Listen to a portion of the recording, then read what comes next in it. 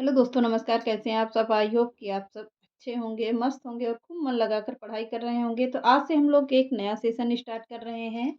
कुछ दिन के लिए आप लोगों की टीजीटी, पीजीटी की क्लासें बीच-बीच में दे पाएँगे या नहीं दे पाएँगे, तो थोड़े दिन के लिए इसको अभी पेपर तो उसका लगा हुआ नहीं है, तो उसको थोड़े दिन बंद कर देते हैं। आप लोगों को ऐसे ही कम्युनिटी पोस्ट में आप लोगों को क्वेश्चन मिलते रहेंगे। तो अब थोड़े दिन हम लोग क्या करते हैं, सीटेट की प्रैक्टिस सेट कर लेते हैं। सीटेट को अभी पेपर के लिए केवल 13 या 12-12 दिन ही बचे हुए, 21 को पेपर है, तो टाइम इसके लिए ज़्यादा नहीं है। तो आप लोगों की कुछ माँग थी कि और इसका सीटेट का प्रैक्टिस सेट दे दिया जाए मैम। तो हम ज़्यादा से ज़्यादा प्रश्न कोशिश करेंगे। ये पूछे गए प्रश्न हैं, मैंने अपने तरफ से कोई भी प्रश्न नहीं बनाया है, क्योंकि सभी को पता है जितनी ज़्यादा इसमें प्रैक्टिस की जाती है उतना ही ज़्यादा इसमें क्लियर हो जाता है। तो चलिए आज की सेशन को चालू करते हैं और आज के सेशन का पहला पैराग्राफ देखते हैं। हिंदी का प्रश्न हल करेंगे हम लोग। किसका होगा? हिंदी का होगा। अब हिंदी में क्या है कि पैराग्राफ पहले गद्य काव्यांश को पढ़ते हैं। काव्यांश में बढ़िया से ट्रिक क्या होती है काव्यांश को पढ़ने की? सबसे बढ़िया रहता है कि काव्यांश का जो मेन पॉइंट है, उस पर क्या करते हैं, ऐसे टिक लगाते हुए चलिए। पहले पूरा शॉर्ट में पढ़ते हुए चलिए जल्दी-जल्दी, फिर उसमें टिक लगाते हुए चलिए। फिर प्रश्न पढ़िए, अगर आप लोगों के पास टाइम नहीं है, तो फिर इसी तरह करिए, थोड़ा सरसरी निगाह से जो इसे कहते हैं, उसे पढ़ लीजिए। फिर उसमें टिक लगाते हुए चलिए, मेन पॉइंट कहाँ पर हैं, ऐसे-ऐसे करते हुए चलिए और फिर उसके बाद प्रश्न पढ़िए और इसमें सीधा उत्तर निकाल लीजिए फटाफट से। टाइम भी बच जाता है और प्रश्न भी जल्दी से जल्दी हो जाते हैं। तो सबसे बढ़िया ट्रिक होता है, जीवन के इस मोड़ पर कुछ भी कहा नहीं, कहा जाता नहीं। फिर से देखिएगा, जीवन के इस मोड़ पर कुछ भी कहा जाता नहीं कि ड्यूटी ड्योढ़ी ड्योढ़ी किसे कहा जाता है? जो हमारे घर के चौखट पे बनी रहती है, नीचे दरवाजे के पास होती है, उसे डेहरी बोला जाता है गाँव की भाषा में, उसे ड्योढ़ी बोला जाता है। कि ड्योढ़ी पर कुछ शब्दों के पहरे हैं। ड्योढ़ी यानी कि किसके बारे में कह रहा? होठों के बारे में कह रहा। होंठ क्या होता है? ड्योढ़ी का रूप धर के माना गया है।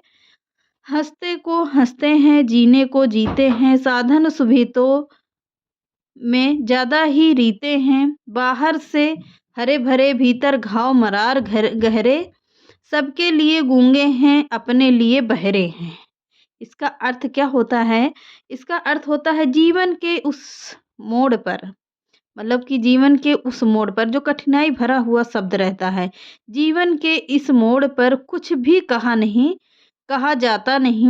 यानी कि विषम परिस्थिति आ जाती है तो क्या कह रहा है कि कुछ भी मुंह से आवाज नहीं निकल पाती है। कि ड्योढ़ी पर शब्दों के पहरे हैं, यानी कि मुंह पर जुबान रहती है पर निकलता नहीं है। किस वजह से? उस परिस्थिति की वजह से निकलता नहीं है। हंसने को हंसते हैं, जीने को जीते हैं। यानी कह रहा है कि हँसने को तो हँस देते हैं ऊपर से, जीने को जी भी रहे हैं, पर उतना अंदर से वो जीने का सुख नहीं मिल रहा है। केवल किसके कारण? दुःख के कारण या विपत्ति के कारण होता है। साधन सुविधाओं में ज़्यादा ही रीते हैं। बाहर से हरे-भरे, भीतर घाव मरार गहरे हैं। यानी कि बाहर से हरा-भरा घाव है, पर भीतर से क्या होता है? घाव गहरे होते हैं। इसलिए क्या कह रहा है कि बोल नहीं पा रहे हैं, कुछ कह नहीं पा रहे हैं, कुछ कहा नहीं जा रहा है।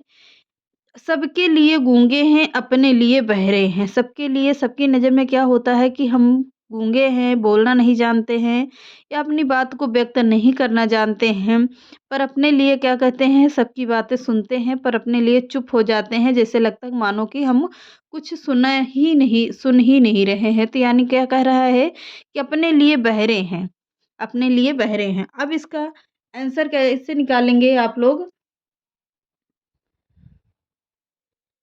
कुछ भी कहा नहीं जाता, ऐसा क्यों है? ऐसा क्यों कह रहा है कि कुछ भी कहा नहीं जाता है? कुछ भी कहा क्यों नहीं जा रहा है? साधन सुविधाओं में अभाव के कारण, बंधन और बेबसी के कारण, गूंगा होने के कारण, भीतर के घावों के कारण। कुछ भी कहा नहीं जाता है। क्या कह रहा है कि कुछ भी कहा नहीं जाता है? तो आप सीधा ऊपर से लाइन निकालिए, जीवन के इस मोड़ पर कुछ भी कहा जाता नहीं। क्या कह रहा है, जीवन के इस मोड़ पर कुछ भी कहा जाता नहीं, कुछ भी कहा जाता नहीं, ऐसा क्यों है? साधन सुविधाओं के अभाव के कारण है, बंधन और बेबसी के कारण है, गूंगा होने के कारण है, ये तो बिल्कुल ही कट गया, गूंगा होने से कोई मतलब ही नहीं है, भीतर के घावों के कारण, या अब कह रहा है इसका क्या होगा सटीक आंसर, बंधन और बेबसी के कारण क्या रहा है, जीवन के उस मोड़ पर कुछ भी कहा जाता नहीं। तो पहला ही ऑप्शन बिल्कुल इसका सही होगा। अगला अगला प्रश्न देखते हैं, कुछ कविता की पंक्तियों में मुख्यतः बात की गई है किसकी, कुछ भी कह न पाने की, व्यवस्था के कारण, घावों घावों के हरे भरे होने की, गूंगा बहरा होने की, साधन सुविधाओं की। तो कह रहा है कि कविता की पंक्तियों में मुख्यतः बात की गई है, किसकी कही गई है, भीतर के घावों की गई है या बेबसी की गई है, किसकी की गई है? तो पहले का क्या हो गया, कुछ भी कहा नहीं जाता ऐसा क्यों है, बंधन और बेबसी के कारण, यानी कि दूसरा ही ऑप्शन बिल्कुल सही होगा। अगला है, कविता की पंक्तियों में मुख्यतः बात की गई है, किसके लिए की गई, कुछ भी कह ना जाने पाने की व्यवस्था के कारण, घावों के हरे भरे होने की, गूंगा बहरा होने की, या साधन सुविधाओं की। तो कह रहा है घावों के हरे भरे होने की क्या कह रहा है, घावों के, यहाँ से देखिएगा पैराग्राफ में क्या कह रहा है, भीतर के घाव मरार गहरे हैं, यानी कि घावों के कारण की कह रहा है। अगला देखते हैं, रीते शब्द से भाव है, रीते शब्द का क्या होता है कि अपनेपन का, परायेपन का, खालीपन का या खोखलेपन का। तो रीते शब्द किसका होगा, खालीपन का होता है, किसका, खालीपन का होगा। आगे देखते हैं, कविता की पंक्तियों के आधार पर कहा जा सकता है कि कुछ कवि कुछ भी कहने या सुन पाने की स्थिति में नहीं है, कभी घावों के गहरे होने से दुखी है, कभी के जीवन में बहुत अभाव है, कभी कुछ भी करने की स्थिति में नहीं है। तो कविता की पंक्तियों में क्या करा, कभी घावों के गहरे होने के से दुखी है, यानी कि दूसरा ऑप्शन बिल्कुल सही होगा। अगला है, डेहुरी का अर्थ क्या होता है, डेहुरी का अर्थ होता है दरवाजा होता है, वही जो मैंने बताया, डेहरी का डेहरी होता है, दरवाजा होता है, डेहरी का क्या होगा, पिछली बार यही प्रश्न फंसा था कि डेहरी का अर्थ क्या होता है, डेहरी होता है, दरवाजा होता है, चौखट होता है या घर होता है। इसी पर क्या हुआ था, मामला कोर्ट में पहुंचा गया था कि डेहरी का शुद्धवर्तनी में क्या होगा, देहरी होता है, पर देहरी भी शुद्धवर्तनी के अनुसार गलत लिखा हुआ है, पर दरवाजा इसमें सही लिखा हुआ है, तो सी ऑप्शन बिल्कुल सही होगा। अगला देखता है, भीतर के घाव से तात्पर्य क्या होता है, शारीरिक क्षति, घर के भीतर की अशांति, हृदय की पीड़ा, अंदरूनी चोट। तो क्या होता कह रहा है कि भीतर के घाव का अर्थ होता है हृदय की पीड़ा, यानी कि थर्ड ऑप्शन बिल्कुल सही है। आगे देखते हैं, भाषा सीखने का उद्देश्य है, अब यहाँ पर शिक्षण आएगा, शिक्षण पढ़ेंगे हम लोग। शिक्षण के 15 प्रश्न रहते हैं और 15 प्रश्न क्या होते हैं, साहित्य के या किसके, पैराग्राफ के ऊपर आधारित होते हैं, गद्य के ऊपर होता है और पद्य भी आता है, उसी में से प्रश्न निकालना होता है। उसी में व्याकरण भी एक आध दो प्रश्न पूछता है, बाकी कुछ नहीं पूछता। और 15 नंबर क्या होती है, शिक्षण का आता है। तो भाषा सीखने का उद्देश्य क्या होता है, प्रत्येक स्थिति में भाषा का प्रयोग कर पाना, आदेश निर्देश दे पाना और सुन पाना, दूसरों की बातों को समझ पाना, अपने मन की बात कह पाना। तो क्या कह रहा है, भाषा सीखने का मुख्य उद्देश्य क्या होता है, प्रत्येक स्थिति में भाषा का प्रयोग करना, यानी कि पहला ही ऑप्शन बिल्कुल सही होगा। आगे देखते हैं, बच्चे के भाषाई विकास में समाज की महत्वपूर्ण भूमिका होती है, यह विचार किसका होता है। तो बच्चों की भाषाई विकास में समाज की महत्वपूर्ण भूमिका किसकी होती है, किसने कहा है यह शब्द कि बच्चों में की भाषाई विकास में समाज की महत्वपूर्ण भूमिका होती है। सही कह रहा है कि अगर बच्चे जैसे ही 4 या 5 साल के होते हैं तो बाहर निकलते हैं, बच्चों के साथ अदर अदर बच्चों के साथ अलग अलग भाषा सीखते हैं, तो क्या होता है, सबसे ज़्यादा किसका, समाज का बहुत असर पड़ता है बच्चों के जीवन पर। तो बच्चों का भाषाई विकास बहुत तेजी में होता है। तो किसने कहा है यह बात, यह वाइगोत्स्की ने कहा है, फोर्थ ऑप्शन बिल्कुल सही है। अगला देखते हैं, विद्यार्थियों का भाषाई विकास समग्रता से हो सके, इसके लिए सबसे उपयुक्त अनुशंसा होती है या होगी शब्दकोश एवं विश्वकोश के प्रयोग की, भाषा प्रयोग के विविध अवसरों की, सतत एवं व्यापक आकलन की, सर्वोत्कृष्ट पाठ्य पुस्तकों की। तो किसके बारे में कह रहा है? विद्यार्थियों का भाषाई विकास समग्रता से है, तो सतत एवं व्यापक आकलन की होती है। अगला प्रश्न देखिए, लिखित भाषा का प्रयोग केवल प्रतिवेदन लेखन के लिए किया जाता है, कार्यालयी कार्यों के लिए किया जाता है, अपनी अभिव्यक्ति के लिए किया जाता है, केवल साहित्य सृजन के लिए किया जाता है। तो लिखित भाषा का प्रयोग अपनी अभिव्यक्ति के लिए किया जाता है। थर्ड ऑप्शन बिल्कुल सही है।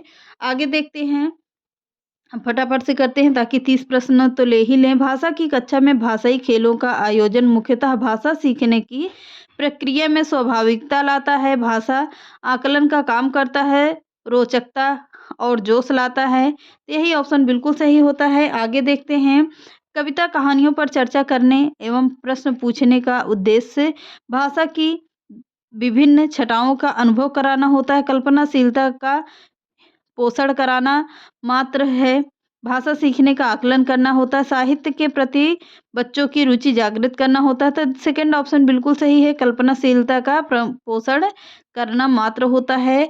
अगला प्रश्न देखते हैं, भाषा का अति अस्तित्व एवं विकास बाहर डॉट करके है, खाली स्थान को भरना है, बाहर नहीं हो सकता है, परिवार, साहित्य, समाज और विद्यालय। तो भाषा का अस्तित्व एवं विकास कहाँ पर होता? सबसे मुख्य रूप होता है समाज का।